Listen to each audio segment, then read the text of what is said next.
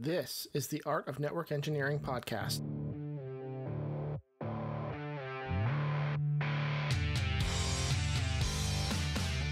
In this podcast, we'll explore tools, technologies, and talented people. We aim to bring you information to expand your skill sets and toolbox and share the stories of fellow network engineers. Welcome to the Art of Network Engineering podcast. My name is Aaron Weiler, also known as Aaron Engineered, and today's episode is actually a continuation of last week's episode where we're interviewing CBT Nuggets trainer Keith Barker. And to pick up where we left off from last week, I was actually talking about being sponsored by a gaming center and my brief yet illustrious gaming career. So let's pick right back up where we left off and join the rest of us in our conversation. So Gotcha. Before we get off failures, because I expect people to fail the IE, did you have any failures in lower level tests like the NA, the MP, or did you just breeze through them? You know, I have my history I could look up, but I've had several failures with CCIE recerts over the years. Because every 2 or whatever they send me the email, you have to recert, you have to take another written in the past. And so I took, it was Cisco, let's see, about 4 years ago, I was going to recert. And I thought, I'm going to do one in a topic I don't know yet. So I went for voice, I think it was. So I studied it, took the exam, failed. Studied it again, took the exam, failed. I think I failed that 3 times. And I said, I'm done. I'm not going to recert this thing. And so I was at Cisco. I was done. I'm done. Then I went to Cisco Live, wherever it was that year. And they said, are you a CCIE? I said, well, CCIE. I was a CCIE. But I haven't recerted it. I haven't done a recert. And he goes, have you heard about the Emeritus program? I was like, tell me more. And he goes, well, the Emeritus program, if you're less than 1 year out, you're not so you should have recertified here. You're still in that 1 year window past that point. You can sign up for Emeritus status for $87 a year, and you'll be a CCIE Emeritus. Well, I'll just park it for you. And then when you want to take your exams again, you can just activate it.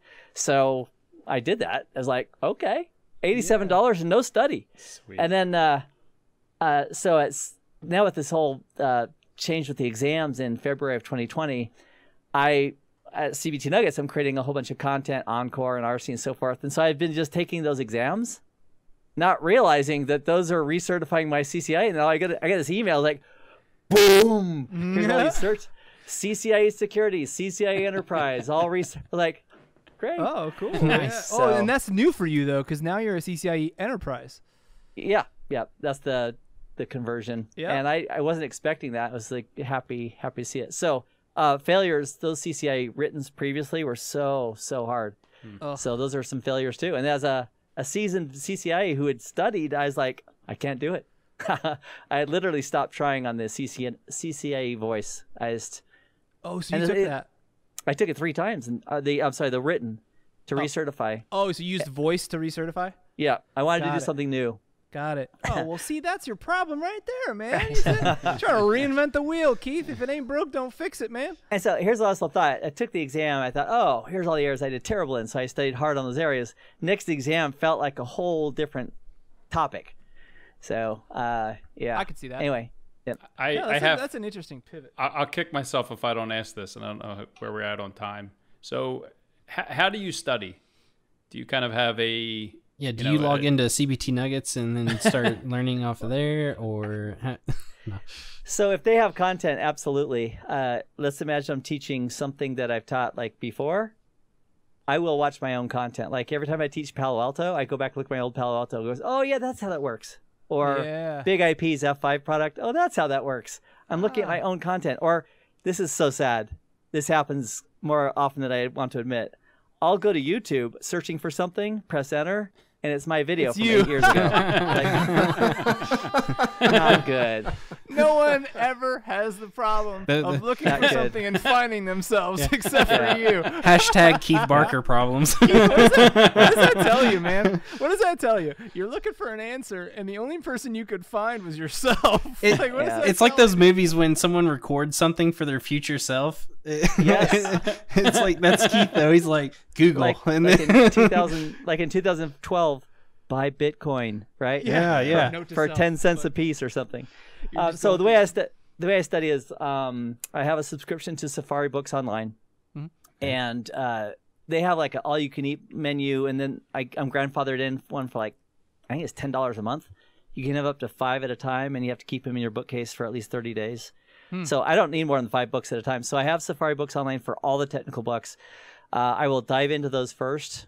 I also love Online Doc from Cisco. If it's Cisco, it's like they've got great design guides, and then so once I've studied a little bit, sometimes I'll look for YouTube if I like. I'll totally tell. Is it Michael Hilton? Mm-hmm. Yeah. So about 2 months ago, I didn't know SD-WAN for anything. And it came up as an option at CBT Nuggets. It's like, hey, I thought, I don't know it, but you know what? I've learned things before and I can learn this. So I started searching on YouTube. I found Michael Hilton's going through building a lab, and I built the lab, and then I got books, and I had a couple other courses I tuned into to get pieces. I bought a course off Udemy. I think it's Udemy.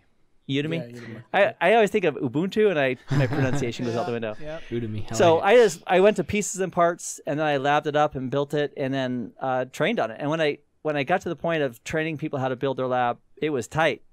And how to set up templates, it's tight, and the kind of templates and how to set it up, and T-lock extensions, and it's tight. And it's like, I didn't know that before. So my study process is identify what I want to learn, I allocate time to it, read. If there's some videos that are pretty good on it, I'll watch those. I do have subscriptions to all of our competitors. I work for CBT Nuggets. I personally just invest. Somebody told me, this was back at Paramount back in '94, they said, you should really invest like 2 or 3% of your gross income in yourself to develop yourself. Whether it's, a gym membership, or books, or gear, or software, or courses. Don't expect somebody else to provide that for you. Invest 2 or 3% yourself. So I subscribe to all. I don't have a current subscription to INE, but I still like them. But almost everybody else I do that I just pay for. And then I look at those courses. I do. And I say, okay, who's got what on this topic I'm teaching? And how good is it?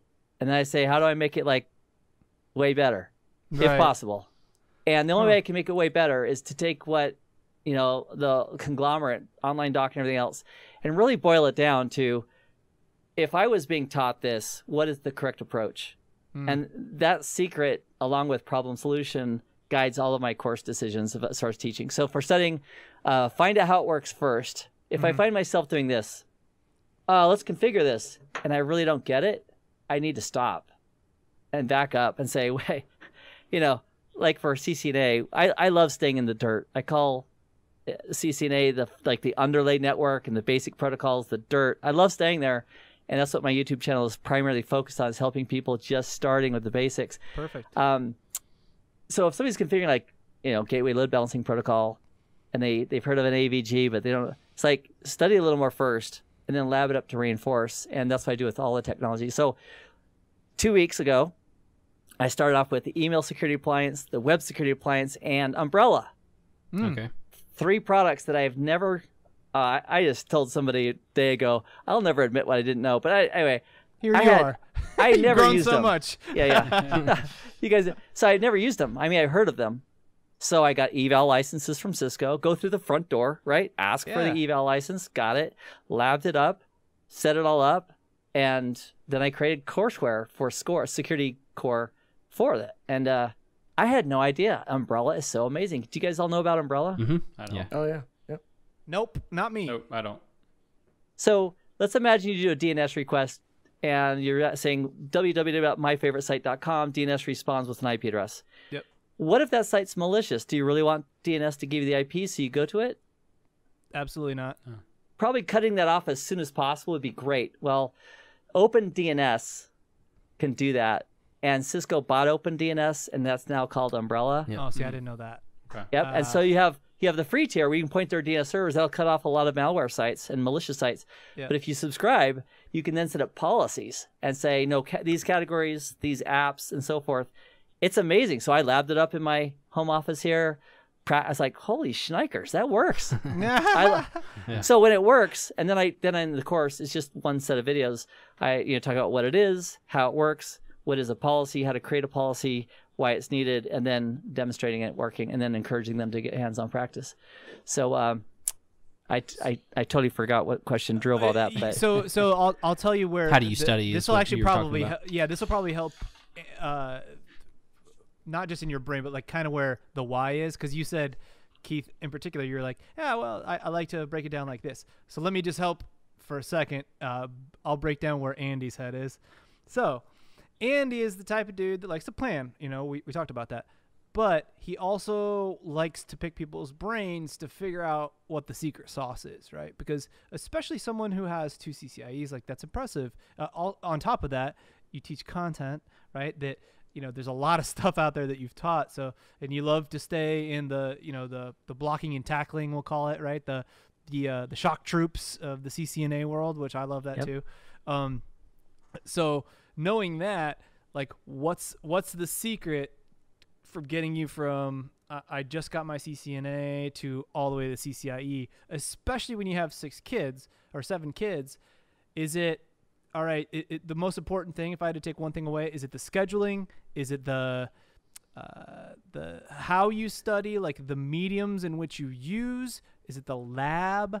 Like, what do you think is the single most, like, call it crucial thing to your study? Good. Thank you for the question. So times are going to change, and resources that are available to an individual are going to vary widely, right? Based on where somebody is in the world or what resources they have. I'm going to hide behind the statement of if the how, or the why rather. If a person's motivation to get it done is strong enough, this has been true for me forever. If my desire and my why this is important is strong enough, I'm gonna freaking figure a way how to do that. And that's what's been my secret, is that scheduling time is important. There's tricks you can use, such as, you know, setting small goals and making sure you meet them and commit to others. All those, you know, Atomic Habits is one of my favorite books about getting stuff done. But I would say that the most important aspect is the why it's important to you. And I used to have a written page goal that I wrote that said, I, Keith Barker, and the date was 10 years from now. I saved this. I still have this. This is my oldest thing I possess, I think.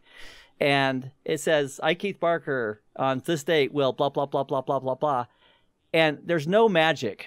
I want to just tell everybody that I'm a super critical thinker these days. I think that there is luck. And I think the harder people work, the luckier they get. But if we stay focused on our goals, that I probably will never get to impact 1 billion people. That's okay. But it's still my goal. You'll probably come close, to be honest. I don't know. If I can honestly say that I feel like there's 1 million people, that's a lot of people whose lives are just a little bit better, and this podcast can help with that journey. I'm going to leave a happy person, really. And it will, I promise you. Because you've even just, like, it's funny because in your vernacular, there's tidbits that you don't even realize you say anymore, probably. But I was, like, picking them up. Like, for instance, first of all, the go through the front door first thing, right? Like, you know, analysis paralysis. Just go through the front door, man. Try that first. Like, you didn't call? Just call them. It's not that hard. The other thing, too, is, like, you've said this twice. I've learned before. I can learn this. And it's like so very nonchalant. It's like, because clearly you haven't learned that before, because otherwise you wouldn't need to learn it. But you have learned something before, so I can do it again. I mean, like, we popped out of the womb and you know, learned how to breathe, you know, like you know how to eat. Like, everybody knows how to do that. It's like, we can learn something else. If you learn how to eat, you can learn how to do something else. It's not that hard. Also, I always keep in the back of my head, some person made this. So let me just give you an example. So you mentioned GLBP. Somebody invented GLBP. Sure, it may have been a group of people, but I can promise you that all those people sitting in the room are not any smarter than all 5 of us sitting right here, right? They may have more experience. They may have been doing it longer, but they're not any smarter. You know, that's just like a thing that will hold you back if you just keep thinking everybody's smarter, because you're not stupid. So that's such good gems that you were dropping. You didn't even realize you were dropping them. So. Have you guys met Peter Lepukov? No, who's that? No. Some people are smarter than us. Okay. I'm guessing Peter is. Some people are, yeah. Like the So Dykstra guy. Peter Lupukov, I worked with him at INE. He's got 4 CCIs. He's incredible. Anyway, I'm not detracting from what you said. No. You're right though. There are obviously right, but they are definitely. You knew his name. It's an exception to the rule, like the guy has a first and last name, right? No, I totally get that. Like a good example. Do you know who Micheline Murphy is? I don't. Okay, if you go on the Cisco forums at all, she's huge into data center stuff, and she was kind of like you. She went through the front door. She was a lawyer. She was like one of the first people that we interviewed on this podcast because we see her everywhere. We're like, what is her story? We got to know. So she was a lawyer. She decided just like you, hey, it's time to pivot. So what does she do? She decides that she's going to go into data center. And just like service provider, once you get to a certain point, it's like you're on your own. So she basically, just like you said, went through the front door. So she goes through the front door and she goes right into the Cisco forums. Hey, who does this? And everybody's like, we don't know like that. So she finds the product manager within Cisco, almost like she works there.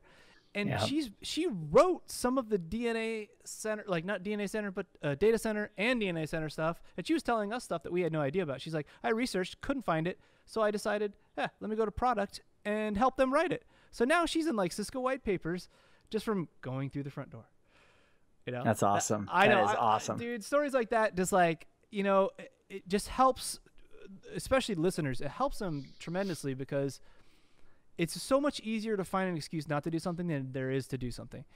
Yep. And if that's all you have, like just look at the examples that, are out there. Like Keith, you weren't always a trainer. You could have fooled us.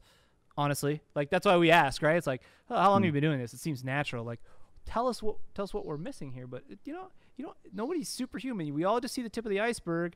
No one ever sees that what's going on underneath it, right? So, AJ, you've been awful quiet, dude. Are you okay? Oh, I'm fine. You're just soaking it all in over there? You guys keep stealing my questions. I tell you. AJ's like this Keith kid. This Keith person, this Keith elder won't stop talking. Well, no, I'm loving it. And the more you talk, the more I learn. Until you said you were 56, AJ was 90% sure he was older than you anyway. So that he's probably still thinking about that. He's like, wait a minute. Like I was half expecting him to come out of nowhere and be like, so wait, you're 56, like an hour into it. So yeah, when Keith said 64, born in 64, Andy was over there going, mm-hmm. Yeah, Keith, they like to call me the old man of the group here, so I appreciate your presence. It takes the attention off me for an hour. Well, there's a lot of value with the wisdom and age and experience. That's absolutely true. Our brains don't work as fast. I get that. Mine does. I'm trying to speak for myself. My brain does not work like it did 10 years ago or 20 years ago. It is definitely slower. So I just have to compensate by trying a little harder and spending a little more time. I do want to put one more tip that worked for me as far as getting from CCNA to CCIA. Yes, please. I used to, back in the day, there was a thing called a check. And I would write out a check to a friend for an amount of money. And then I would say, my commitment is this week I'm going to do X, Y, and Z. And if I don't, this check is yours to cash. Now we use cash. $100, make it painful. $5 may be painful for some. Sure. If 5 isn't, up the ante and say, I'm committed to doing this by this weekend. If I don't do it, you can have that money. And then is that friend going to follow up with you with love? No. That friend is going to follow up with you and say, did you do it? Where's my money? And then so I've done that myself more recently with saying is my crutch word. It never makes it to my CBT Nuggets videos because I edit those. But when I'm on a live stream, every Sunday I do a live stream at 10 a.m. Pacific for 11 a.m. Pacific on Sundays. I do a Kahoot quiz. We have a few hundred people show up and do CCNA questions. They're fun. Yeah. And then every Saturday at 10 a.m. I have my office hour on Discord, which is all free. People show up and they're studying CCNA, have questions. But when I listen to those back on the streams, I just want to kick myself for my ums. Really? Because I know better. Mine is like here. I say a lot, and it makes me. I have a piece of paper on the wall that says "Don't say you know." I thought it was John. No. John. So for things like that, if I am trying to work on something, I can take the cash and give my wife. I do it with my wife. I'll say, here's $100 during this next live stream. If I say one time, it's all yours. And I've always lost that money. Oh man. So I'm working on it. So I bet your wife likes that that exercise, huh? We've heard you. You've been talking for well over an hour, and I don't think that I've heard an from you. I don't think That's so. And I'm not being nice, because I want your money. This is conversational. This is conversational. So when I teach at CBT Nuggets, I'm actually doing this as well. I'm focused as if I'm talking to you. But in a live stream, this just creeps up on me. I'll be reading a comment and like, stop that. You know? But do you think that there's an element to it? Because I feel the same way. So I went to school. I was just like you, where I lasted maybe a semester. But the only difference was that I went to school for radio broadcasting. So you talked about the guy being in the pit and how ruthless it was. You know, he's yelling at you for that. That's how it was, like, on the air. And we had to do exactly that. We had to take the tapes. Yes, they were actual, like, tapes, old cassette tapes. And we had, I guess they were called promos or something. But there was always an element of who you are as a person. I'll give you an example. My first training job was a little awful because they didn't really like me. And that's really because everybody wore cowboy hats. I don't look like a guy that wears a cowboy hat. So I'd love to see that, though. Yeah, I stand out like a sore thumb, and it's pretty bad. But I don't think they liked me because I used the word dude a lot. But what I found, though, is dude is part of who I am. And I wasn't putting it in places where I was using it as a crutch. So, for instance, dead air. I love dead air. It's so powerful. It's one of the most powerful things you can ever learn. Just being silent for a few seconds. Like you were giving us the cliffhangers earlier. Like, that was cool. So me saying dude was a problem to them, but it was for different reasons. I always had the ums, and I typically do like a thing where I say right. Like, but I say right. It's annoying. I hate it, and I'm surprised I haven't done it right now. But so having that like in my vernacular, I always felt like, oh, geez, dude, get rid of the dude. Like, here, I just said it like 5 times, but it's part of me. It's who I am. So is there an amount of that though that's just you and talking like a normal human? Because when it's flowing, it's flowing. No matter how many times you say or I say dude, you probably won't even notice it, and you could be sometimes you could be a little bit overcritical to yourself. So do you ever find that too? Like, is it necessary to get rid of every single No. Yeah. So are you a Big Lebowski fan then? Oh yeah. Okay. So that's my father. I'm the dude. I'm the dude. What a great show. I have some fun. Sometime when we're talking privately, I'll tell you about my original exposure to that show and what was going on in my life at that time. It's a good story for another time. Here we go. For another time. But so when I'm there we go. There's my So in training, when I'm doing training, I'm pretty focused, and there's not a lot of ahs there. There's some expletives that I cut out. That's for sure. Like if I'm doing a demo and I'm getting to the climax of the demo, just to be clear, and then something doesn't go well, it's like, But as far as like an there, I'm not too worried about that at all. Yeah. And I think too that my brother who works for IBM, he's a career IBM guy. He's 3 years my senior, and so he's been there for at IBM for 30 plus years working there. And he had a training session on teaching styles. And they had 3 different trainers, 3 different teaching styles. This goes back to your comment, Aaron, about, leaving in our personalities. They were all significantly different teaching styles, but all of them were rocking, amazing. And that's because they were all engaging. Huh. So people are going to forgive or a dude or whatever. Yeah. They're going to forgive it in a heartbeat because if they're engaged, they don't even know. That's exactly it. I'm with you there. So I don't know that my are too critical. It probably will cost me a few $100 more with my wife. Yeah, she loves it, I'm sure. Yeah. I'm actually scared that you mentioned that to me. How do you engage a camera, Keith? Are you pretending that you're speaking to a person? Absolutely, yes. Yeah. Yep. So if I was teaching some topic, whatever it is, and I was all by myself in the studio, all alone, I would literally, as I am, well, you're here, so I don't have to visualize it, but I would visualize that I am talking to you. And it's like I lab something up. I'm all good. I practiced it a few times. Take off the lab coat, and it'd be like this. Let me tell you about X, Y, Z. In fact, I would do a problem solution. It would go something like this. If you need to, blah, blah, blah. The solution is simple. We're going to bam. Here it is. And I do it as if I'm talking to you with a little extra energy, like Keith on a good day.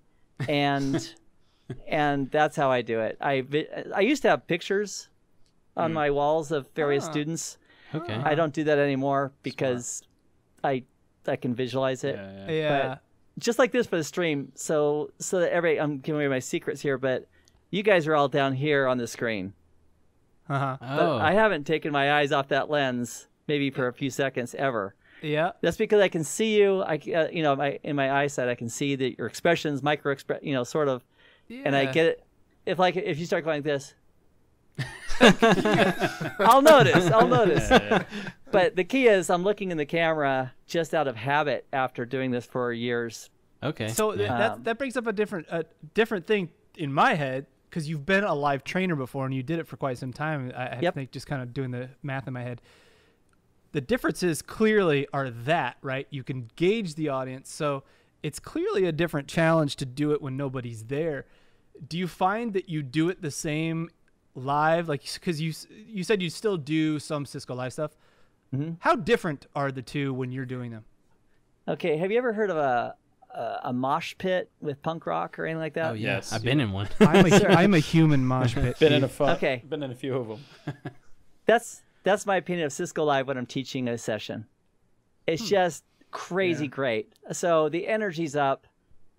70 or 80% of the people who come there already know what I'm going to say because they just came to see me, which is so rewarding, right? It's like all these people, they want us. And so it's just like a party. It's like a reunion. Nice. And so I teach live. It's like a party. I have it planned. Don't get me wrong. I've got it segued. I know what the problem is to get to here and what I was, this part and that part. So it's very well planned. It's well rehearsed. And whoever my co-partner is or who I'm teaching with, we spend the night before going over the whole thing. Yeah. And we don't go over every word. I'll say something like, okay, your segue to this is this topic. He'll get like this. I'll say, yeah, you don't need to say it. Just be aware. And that way it's still fresh. Just like for this podcast and this stream that we're doing, or however this is going to be delivered, we didn't have a pre-show.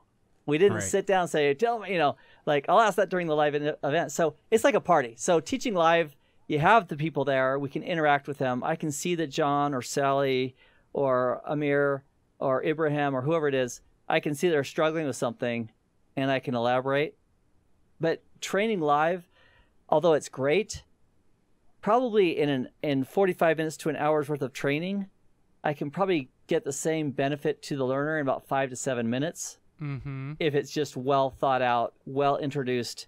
And I use an analogy like, sort of like if you, what sport do you like? Golf. Great.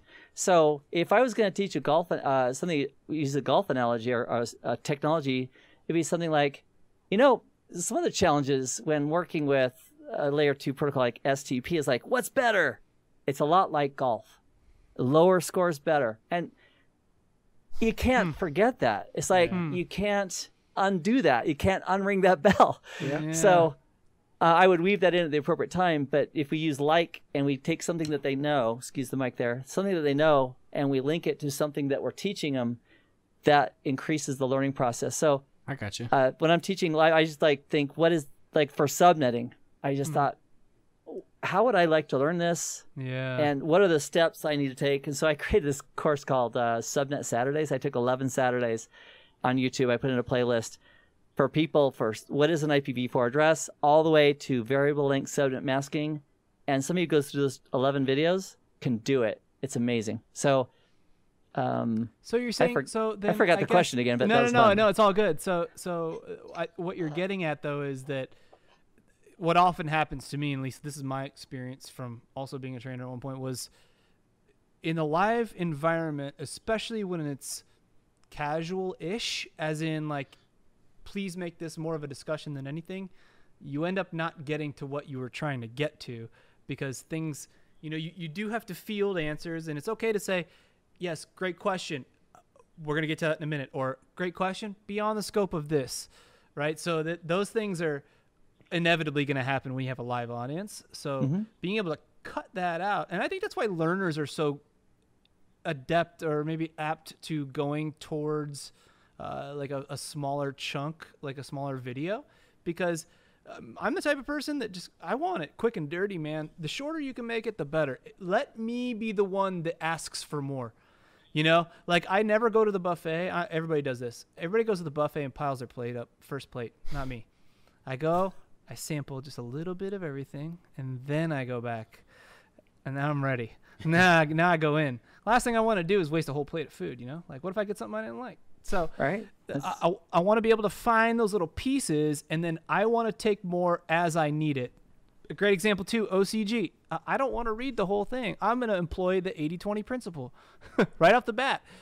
80% of the stuff it's irrelevant in that. I mean, we know it. This page is like there's 1,000 pages in this thing, right? Do you really need to memorize every page? No.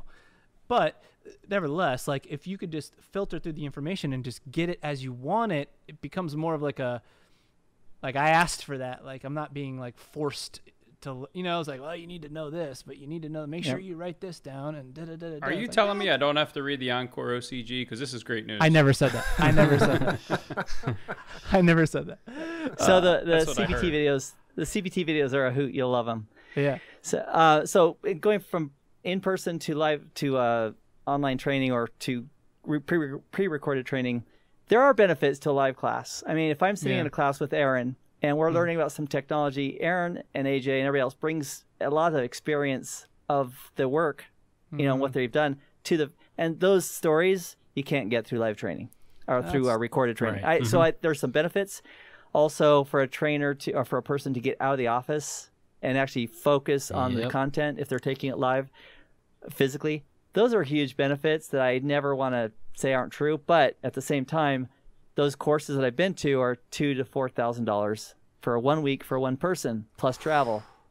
And so it's not very cost effective because at the end of the day, the trainee, although if they keep the book, they're not going to remember a lot of what was taught.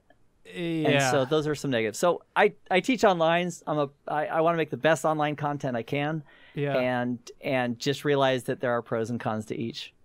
So here's a question, because you've got lots of stuff. And when you actually told that CCIE story, your first one, your route switch story, where something was punched down wrong, you have a video about that.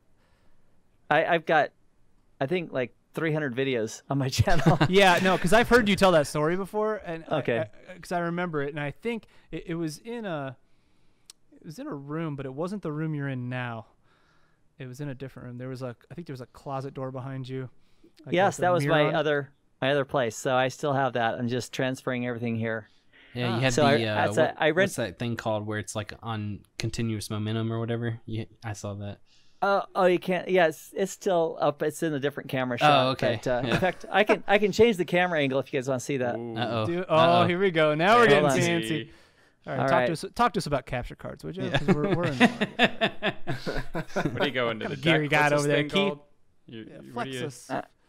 Okay, let's see if that worked. Yeah, give us that shot that we do. Where it's like that's even not better. on. That's even Hold on. better. I like that That picture. camera's not on. I just turned Which angle is that? You guys. That's see I'm hiding. Yeah. Let me change this one more time. Yeah, That's him. we lost Keith. Uh-oh.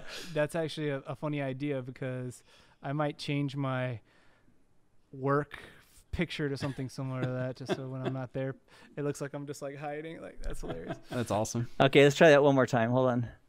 So you got two cameras in there. One's a webcam, I'm assuming. Oh no, this is not flying. Okay. It's all good. Google doesn't like you. All right. Trust me, the perpetual motion machine's over there. Okay. We know- believe So you. I just put up this new camera today. I'm going for two similar cameras here and there, and haven't worked all that out yet. But What camera are they? I've got a Thank a Sony A6400, Mm. and now I have two Thank you, of them. Keith. So the one's right here. It's the best. I had to manually set the ISO and the shutter speed and the f-stop and all that. But I'm using on this camera right here, I have a Camlink 4K. That's a device Yes, that's what I you have. plug in your HDMI to that.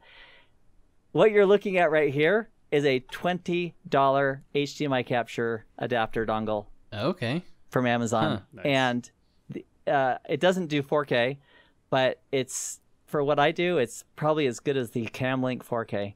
And it's $20 on Amazon. Okay. Hey, wrote Andy, that did you down. hear that? He's on a mirrorless camera. Oh yeah, we got a big. So Dan over Dan and I here, go this- round he's- and round. Dan's a jack of all trades here. He's a professional wedding videographer. Nice. Yeah, so Mazel tov. he knows a thing or two about. I mean, and I'm talking incredible shots here, Keith. And the strange thing is, like, he's got these two people embracing, and check this scene out, man. It's like this is my wife. She doesn't look like this.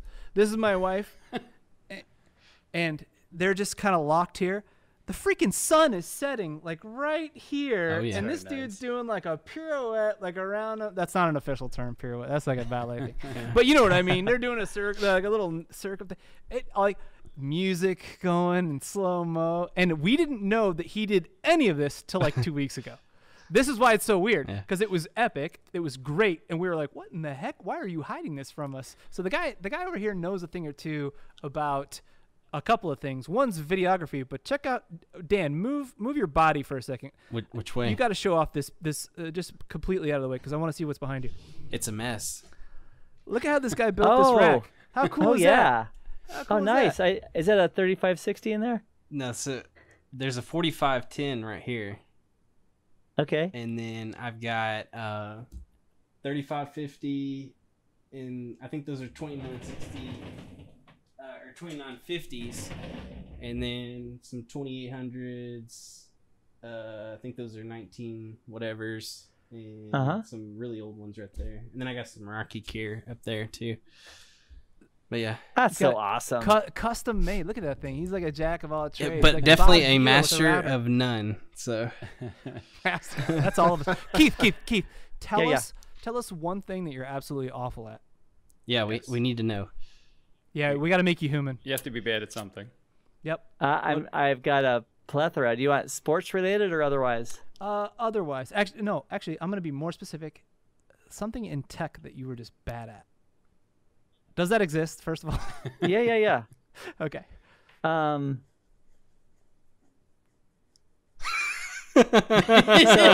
great. Not surprising anybody. Aaron, So you Daniel, just stumped Keith. So Daniel, you'll appreciate this. Okay. So I was setting up a new camera today. All right. The A6400, which is this one right here. Yeah. And I had both cameras back to back going through the settings. And you're familiar with the Sony menu system? Yeah, it's pretty rough. It's great. There's so many great options. It's like, I just want one. Yeah. Right? So I had to call after an hour of trying to get. I have another camera. All the settings are there. All I have to do is mirror it. I could not get the. It was the ISO or the f-stop, one of the two. I couldn't get it going. I had to call my son. Okay. Right. My son also is a videographer. He's also a programmer. Nice. Fantastic, smart kid. And it's like 3 minutes. Yeah. Go here. Go here. I thought, I am the dad calling the son. How do you get this thing working? I can't get it working. You're not just any dad, though. Either. Yeah. Like, let's be clear about that. You're like, my dad is not Keith Barker. Like, my dad, my dad couldn't figure out what HDMI input to put on the TV, and he FaceTimed me and tried to talk to me for a solid 15 minutes while he was on mute, and I could just see his lips moving, and he could hear me saying, "Dude, you're on mute, unmute me," and he couldn't figure it out. So yeah, you're not just any dad here. You're Keith Barker, and you're calling your son. Like, if I'm your son, I'm running that up the flagpole. Oh yeah, I'm putting that on Twitter. Yo, dad just called me. Yeah. So I did tell him though, just like for the office hour I do every Saturday, I want people to come prepared. Right, do your work. Study. If you have questions about whatever it is, let's talk about what you've studied and how it works. So I told him, hey, Paul, I spent an hour on this as my first defense, and then it took him so that's something I'm not good at. I'm not good at. Initially, I thought I can just use this camera, and Chuck Keith is a huge inspiration for me. Yeah. We worked together at CBT Nuggets. He took videography and the whole experience to a whole nother level. That's why I'm no longer in that white office with just. If you look at any videos from like a year and a half ago, it's the white background. Hi. No, the sloth was the OGIT sloth. Yeah, he's still I was gonna ask you, like, how did you get to where you're? Because you sit here and say that, but it's like you have an awesome set right there. Like, okay, so the art of engineering is a lot like the art of getting a studio working. I had to realize that just like going in football, there's gonna be some pain. And just get ready. You're going to have to adapt, Keith. You just can't have everything done on cruise control. So like with the cameras, I had the C920, whatever it was. And I had the Brio, which are webcams.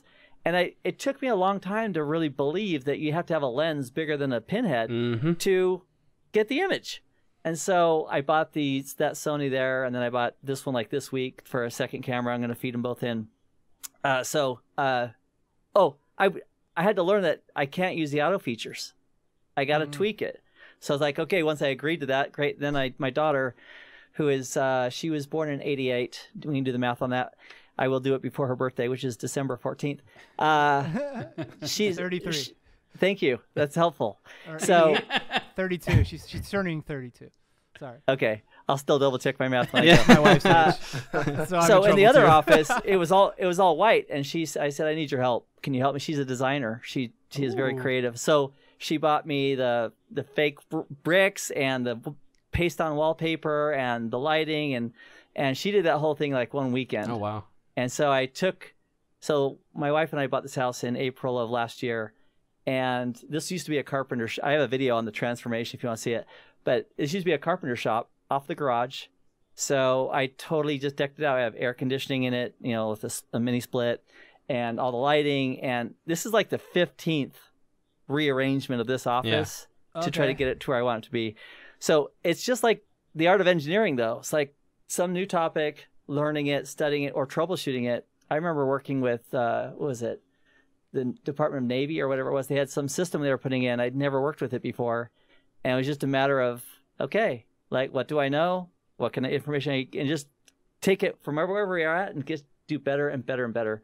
That's really the secret for network engineering or life, is just be honest and then just make it better and make it better. And some people start very fortunate and some people start at very unfortunate. And that's life.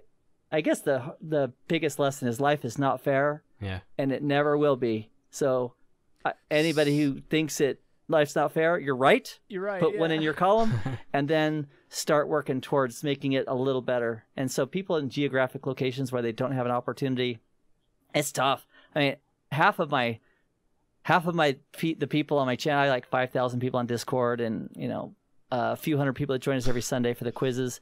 These are people that are working to make a difference. They're from all over the world, everywhere. Yeah. Right. And if I can just help them just go one notch closer and implant in them the idea that don't take this training, don't learn this just for a test, learn it to know it, because that's where your value is going to come out. So you can actually be I remember the first time I actually used my skills, like back in the 80s, to actually do something productive in a production network to fix a problem. I was like, I can do this. Then I from what I know, I can solve this problem, and I just kept on growing. So, anything I can do to help the general, and that goes for you guys too. If you're studying something that I can help with, dude, let me know. I'm an open book. Yeah, let's say careful, man. Andy's salivating.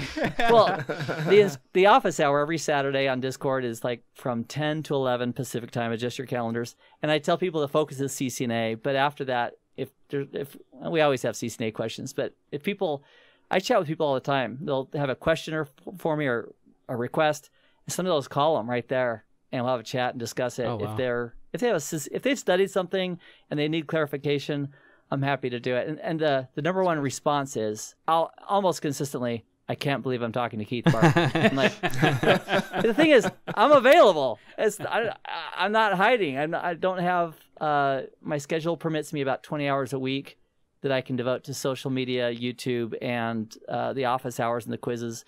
And then I spend about 40 hours a week on CBT Nuggets content. And it's not really taxing because I get to work in this really great space.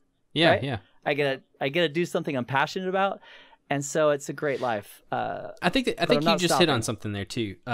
So talk about, does being in that space kind of help you feel creative and motivated to study the physical space? Yeah, like that office that he's in. Because I mean, I don't know about you guys, but like just seeing that's like, holy crap, that's cool. Like, right. How cool would it be to be in an environment like that? I don't know. Very.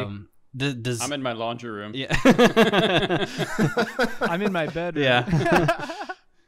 And so this like is this is very helpful. I mean, part of what I really like, let me share with you something that's really important to me. Trash can? It's a trash can. Okay. It's an IKEA trash can. It costs very little money. and it's part of the infrastructure. It's part of my infrastructure here. And like those servers are part of my infrastructure. Right. And this computer system and the cameras that are mounted, I'm tweaking still. So the thing is, I can come into the studio, and here's how it applies to everybody else too. I can come into the studio and I can just go. Yeah. I know every night before I leave the studio, I jot down what I'm going to be studying the next day, or what I'm going to be teaching or working on. And that way, when I come to the studio, it's like, I call it the studio too, just, straight in. It's like, in fact, I'll write down the topic. I'll write down what resources I'm going to use, like Online Doc or YouTube or whatever, what labs I'm going to attempt. And then I can get right to work and start going at it. But it doesn't have to be like this. The infrastructure could be, this is from James Clear, Atomic Habits, great book. It's, what are you going to do? When are you going to do it? And for how much time? And if you just commit to 2 minutes, I thought this was total baloney when I first heard it. Yeah. But James Clear said, set a commitment for 2 minutes of doing something and then do it. If you want to quit after 2 minutes, go ahead and quit.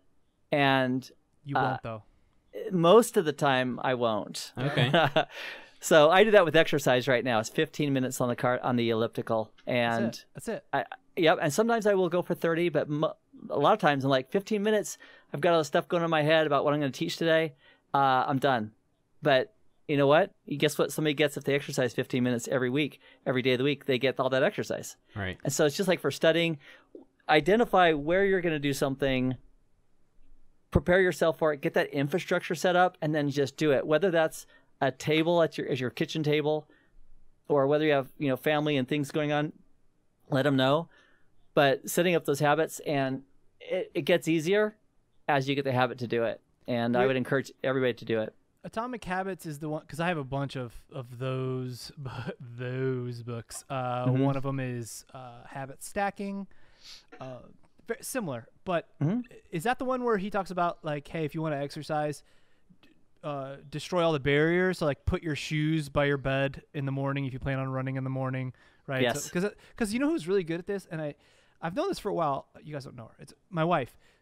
If I turn on the light back there, you'll see she's got a pile of workout clothes just sitting there on top of her shoes. As she does that, and she does that with her work clothes as well. They're all hanging on a hanger in there. 24 hours, like sometimes while she's getting ready for today, she's putting those clothes out. Like, I always like, this is the most insane, like this woman's insane. I mean, I love her obviously, but like, she's insane. Like who has time for that? Who does that? And then like, I'm so stupid. Just years of me going like, why do you do that? And then all of a sudden I'm like, I should probably do that. Like, I'm so stupid. Even though I'm the one that read the books, she's never read anything like that. You know? All right, Aaron, I've got a question for you. What are you committed to starting for at least 2 minutes that you've been procrastinating? Ooh. That's a good question. I would say, so first of all, you opened up Pandora's box. I do the same thing, right? Like I write down stuff that tomorrow's task list, but I turn the page to the fresh page, write those things at the top of the page, and turn. And I used to be very electronic, and I've since switched back to paper because the tactileness of it. Yep, it helps, man. I'm with you. As much as like a digital nomad as I am, like I have the ability to do it everywhere. iPads, this on this, whatever. Yep. I will say this: one thing I don't do enough is just that, which is getting up out of my seat, and that's coronavirus for you. Because I was a gym guy every day. I was there for an hour. I was on the elliptical for the whole hour. Believe it or not, I was probably watching something that you were teaching, which is even stranger now that I think about it. But that's what I did on the elliptical, but I don't do that anymore. And I've just gotten out of the habit. A part of it was like, hey, the gym's closed. But again, it's not stopping my wife. She's on a 260-day streak right now of working out every day. Wow. And we've been locked down for 260 days, right? Wow. Dang near. And she's a very healthy person. She's a dietitian, so I don't want to make it seem like she's not in there. But sounds like you married up. Yeah. Yep. So back to the question: what are you committed to starting?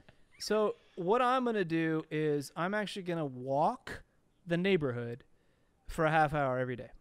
Okay. Will you text or Slack or hit me up on Discord and let me know next week? Yeah. Okay. Uh-oh. Awesome. I got you, bro. Andy, you're next. Oh shit. No, Andy's is easy. No. That was his. You know how when you get a little older, sometimes it doesn't happen for you. I've really been struggling with being disciplined about studying. So, and I talked to AJ recently about committing to 20 minutes a day, kind of like what you were saying, just commit. And so and I told AJ I was going to do it 3 days ago, and I did it 1 of the 3 days. So I'm slipping already. So I'd like to commit to 20 minutes a day studying. How many, like 7 days a week or 5 or what? 5 probably would be realistic. And what time would these 20 minutes show up? After the kids are in bed, so like probably 9 p.m. 9 p.m. Yeah. All right. Can I hold you that next week? I would check up on you. Yeah, I would love that. I love it because making this commitment, because it's now part of the permanent record, right? Yeah. Now everybody's gonna hear it, Andy. That's not good. It just give you a little positive pressure, and I'll share mine with you too, but not until we hear from AJ and Dan. You're not getting out of this, Dan. So after listening to you guys, I have to commit to getting back to eating better and working out, because before the pandemic, I was in the gym 6 days a week. I would go in, do some sort of weightlifting, something like that, and then I would do some sort of cardio for half an hour. I embarked on this weight loss journey last year, and I went from 290 pounds down to 235 pounds. Way to go!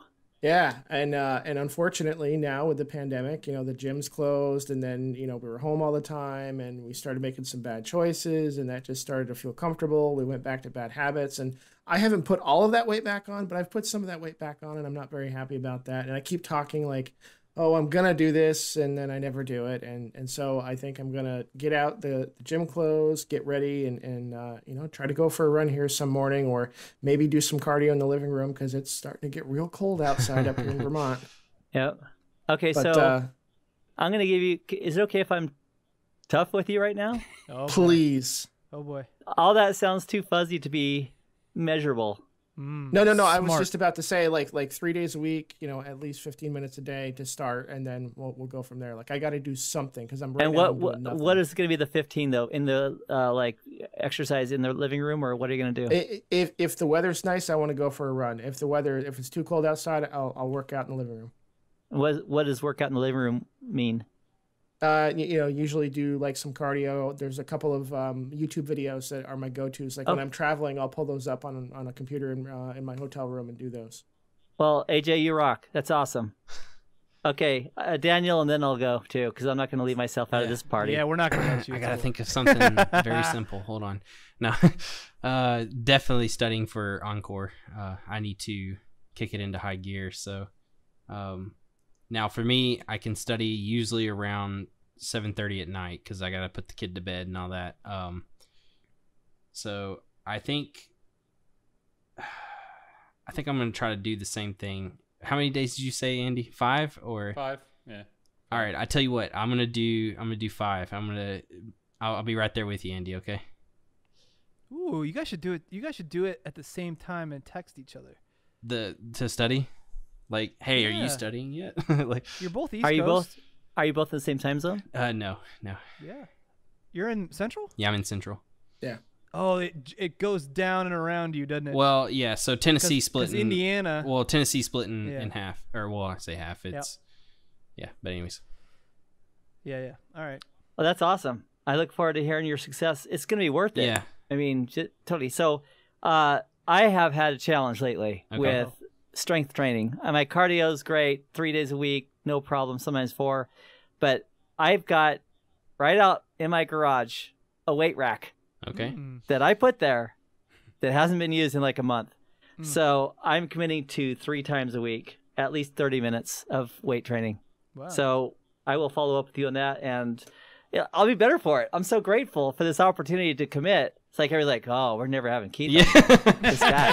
He's making us do work.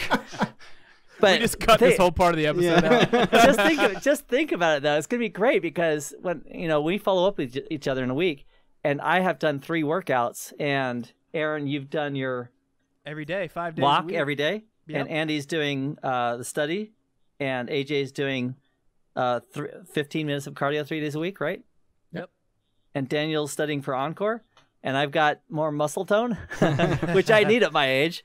It'll be great. So anyway, That Sorry was for cool. putting you on the spot. No, I like that. What's I like funny that. about the whole situation was, first of all, it was awesome. Second of all, I implore everybody out there to do the same. Please find an accountability partner. Everybody that's listening to this is either in our Discord, Keith's Discord, or both. So you don't have an excuse. Find somebody. You're hearing it. More likely someone you know is hearing this as well. And if they aren't, make them hear it. And then make them your accountability partner.